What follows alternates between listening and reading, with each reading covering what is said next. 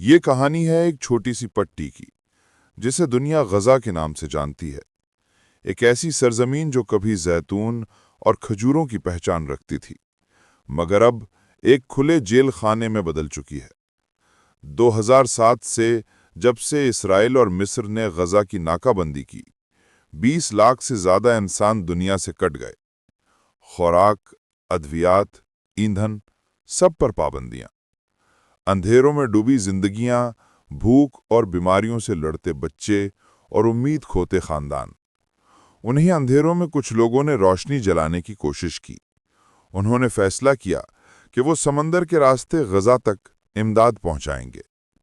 یہ تھے freedom flotilla کے قافلے، پرامن جہاز جو جنگ کے ہتھیار نہیں، انسانیت کا پیغام لے کر نکلے۔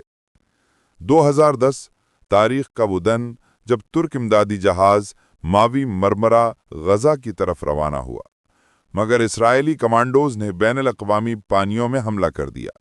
گولیاں چلیں، انسانی لہو بہا اور 10 کارکن شہید کر دیے گئے۔ دنیا بھر نے اس ظلم کی مذمت کی، لیکن ساتھ ہی یہ عہد بھی کیا کہ یہ سفر رکے گا نہیں۔ اگلے برسوں میں یورپ، ایشیا اور عرب دنیا سے کئی فلوٹیلا مشن روانہ ہوئے۔ کچھ کو راستے میں روک دیا گیا، کچھ کو زبردستی واپس موڑ دیا گیا، لیکن ہر بیڑا دنیا کو یہ پیغام دیتا رہا کہ غزہ کے عوام اکیلے نہیں ہیں۔ یہ صرف جہاز نہیں تھے، بلکہ مزاحمت کی علامت، قربانی کا استعارہ اور امید کی روشنی تھے۔ اور آج ایک نیا قافلہ سمندر کی لہروں سے لڑتا ہوا آگے بڑھ رہا ہے۔ یہ ہے گلوبل سمودھ فلوٹیلا۔ اس میں مختلف ملکوں کے کارکن، ڈاکٹر، انجینئر اور امن کے علمبردار شامل ہیں۔ ان کے پاس ہتھیار نہیں، بس صرف خوراک، ادویات اور امید ہے۔ لیکن خطرہ ابھی باقی ہے۔ ڈرون حملے، دھماکے اور اسرائیلی افواج کی رکاوٹ۔ سوال یہ ہے کہ کیا یہ بیڑا اپنی منزل تک پہنچ پائے گا یا پھر تاریخ اپنے آپ کو دہرائے گی؟ حال ہی میں ڈرونز نے بیڑے کو نشانہ بنایا اور فلیش بینگ جیسے دھماکہ خیز آلات سمندر میں پھینکے گئے۔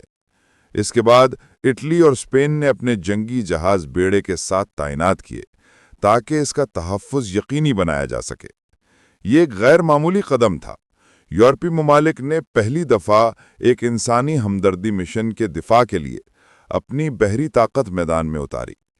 دنیا بھر میں اس مہم کی بازگشت سنائی دی۔ انسانی حقوق کی تنظیموں نے تعریف کی کہ یہ مشن عالمی یکجہتی کی علامت ہے، لیکن کچھ تجزیہ کاروں نے خدشہ ظاہر کیا کہ یہ عمل خطے میں کشیدگی بڑھا سکتا ہے۔ غزہ کے عوام آج بھی اندھیروں میں جی رہے ہیں۔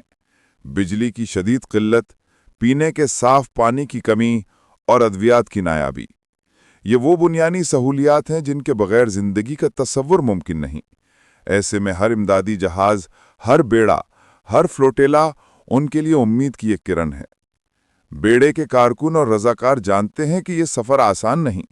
وہ جانتے ہیں کہ انہیں خطرات کا سامنا کرنا پڑ سکتا ہے، لیکن ان کے جذبے بلند ہیں۔ ان کے نزدیک اصل ہتھیار انسانیت ہے اور اصل مشن امید۔ ایک بات طے ہے، یہ تحریک صرف امداد کا سفر نہیں، بلکہ انسانیت کی جدوجہد ہے۔ یہ ایک پیغام ہے کہ ظلم جتنا بھی طاقتور ہو، انسانیت کی روشنی کبھی نہیں بجھائی جا سکتی۔ یہ ہے غزہ فلوٹیلا کی کہانی، قربانی، مزاحمت اور امید کی کہانی جو آج بھی جاری ہے۔